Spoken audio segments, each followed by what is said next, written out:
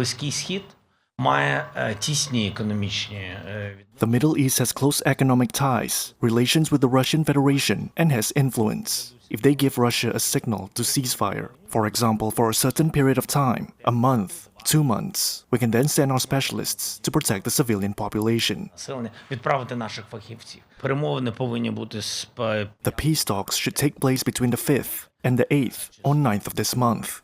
In principle, we plan to hold the negotiations in Abu Dhabi. Дабі. Це була пропозиція американської сторони. Якщо через події This was a proposal from the American side.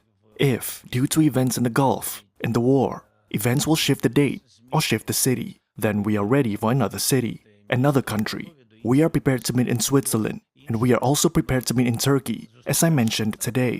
Turkey and Switzerland were both possible venues, as were the Emirates. і Швейцарія були тими майданчиками, так само, як і Емірати.